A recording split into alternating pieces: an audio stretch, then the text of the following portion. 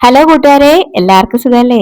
അപ്പോൾ ഒരു പാനിലോട്ട് ദാണ്ടെ കുറച്ച് വാഴയ്ക്ക ഉണ്ടല്ലോ, അതും കുറച്ച് പിന്നെ നമ്മുടെ കൊത്തമര ഉണ്ടല്ലോ, അതും കൂടെ ചേർത്ത് ഉണ്ടാക്കാൻ പറ്റുന്ന നല്ല ടേസ്റ്റി ആയിട്ടുള്ള റെസിപ്പി കണ്ടാലോ? അപ്പോൾ ഇതെങ്ങനെ ഉണ്ടാക്കുന്നത് കണ്ടു നോക്കാൻ വായോ. അതിന് പിന്നെ ചാനൽ സബ്സ്ക്രൈബ് ചെയ്യാതെ ആരെങ്കിലും കാണുന്നുണ്ടെങ്കിൽ അത് സബ്സ്ക്രൈബ് ചെയ്തേക്കണേ.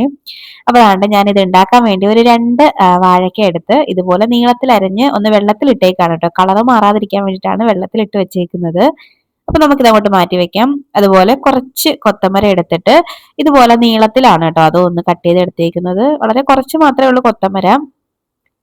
അപ്പൊ ദാണ്ടെ ഇത് നമുക്ക് അങ്ങോട്ട് മാറ്റി വെക്കാം. ഇനി ഒരു പാൻ ഒന്ന് അടുപ്പത്തേക്ക് വെച്ചിട്ടുണ്ട്. അതിലേക്ക് നമുക്ക് ഈ വാഴയ്ക്ക ഉണ്ടല്ലോ, അത് ആ വെള്ളമൊക്കെ കളഞ്ഞിട്ട് ഒന്ന് ചേർത്ത് കൊടുക്കാം. അതുപോലെ നമ്മുടെ കൊത്തമരയും ചേർത്ത് കൊടുക്കുന്നുണ്ട്. ഇനി ഇതിലേക്ക് ആവശ്യത്തിനുള്ള ഉപ്പ് ചേർത്ത് കൊടുക്കാം.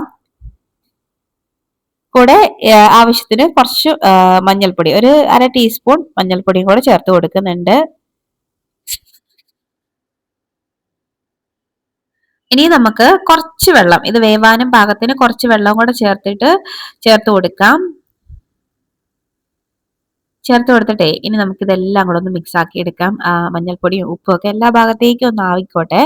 അപ്പൊ അതുപോലെ ഒരു സ്പൂൺ വെച്ചിട്ട് കാണും നന്നായിട്ട് അതങ്ങ് മിക്സ് ആക്കി എടുക്കാം.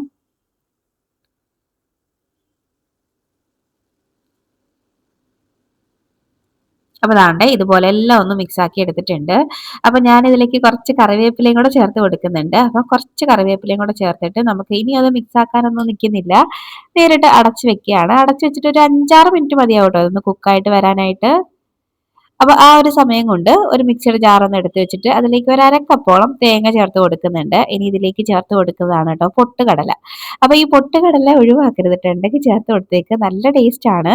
ഒരു 2 ടേബിൾ സ്പൂണോളം ചേർത്തിട്ടുണ്ട്. ഇനി ഇതിലേക്ക് ചേർത്ത് കൊടുക്കുന്നത് ഒരു 2 കുഞ്ഞുള്ളി ചേർക്കുന്നുണ്ട്.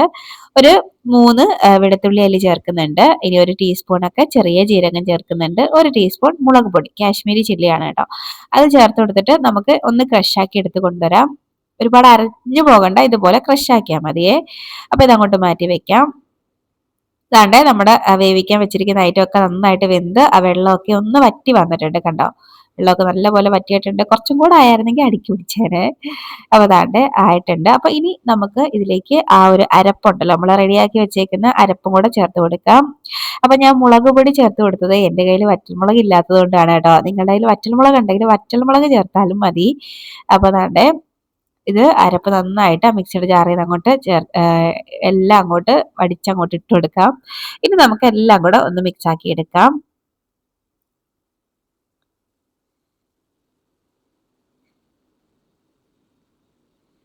അപ്പൊ ദാണ്ടെ എല്ലാം നന്നായിട്ട് ഞാനൊന്ന് മിക്സ് ആക്കി എടുക്കുന്നുണ്ട്. ഇനി ഒരുപാട് സമയമൊന്നും കുക്ക് ചെയ്യേണ്ട ആവശ്യമില്ല, ഓൾമോസ്റ്റ് കഴിഞ്ഞു കേട്ടോ. ഇനി വേണമെങ്കിൽ കുറച്ച് പച്ച വെളിച്ചെണ്ണ അതിന്റെ മുകളിലോട്ട് ഒഴിക്കാം. കാര്യം നമ്മൾ ഇതുവരെ എണ്ണയൊന്നും ചേർത്തിട്ടില്ല. വേണമെങ്കിൽ ഞാനൊരു അല്പം ചേർക്കുന്നുണ്ട്. ഇതില്ലാതെ നമുക്ക് കഴിക്കാം കേട്ടോ, നല്ല ടേസ്റ്റ് ആണ്. പക്ഷെ ഞാൻ കുറച്ച് ചേർക്കുന്നുണ്ട്. ചേർത്തിട്ട് ഒന്നും കൂടെ മിക്സ് ആക്കി കൊടുക്കാം.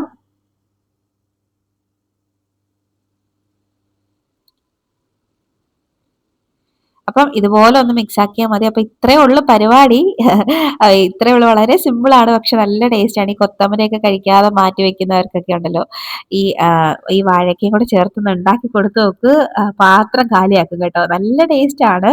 അപ്പം ഇത് റെഡി ആയിട്ടുണ്ട്. അപ്പം എന്തായാലും ഇതുപോലെ നിങ്ങൾ ഉണ്ടാക്കി നോക്കിയിട്ടില്ലെങ്കിൽ ഉണ്ടാക്കി നോക്കണം. കണ്ടോ, എന്ത് കാണുമ്പോഴേ അറിയായിരിക്കുമല്ലോ, നല്ല ടേസ്റ്റ് ആണ്. ചോറിൻ്റെ കൂടെ സൈഡിൽ വെച്ചിട്ട് കഴിക്കാം. കൂടെ ഒരു മീൻകറിയോ അല്ലെങ്കിൽ ഒരു മോര് കൂട്ടാനോ ഒക്കെ ഉണ്ടെങ്കിൽ അടിപൊളിയായിരിക്കും കേട്ടോ. അപ്പൊ എന്തായാലും ഇതുപോലെ ട്രൈ ആക്കി നോക്കിയിട്ടില്ലെങ്കിൽ ട്രൈ ആക്കി നോക്കണേ.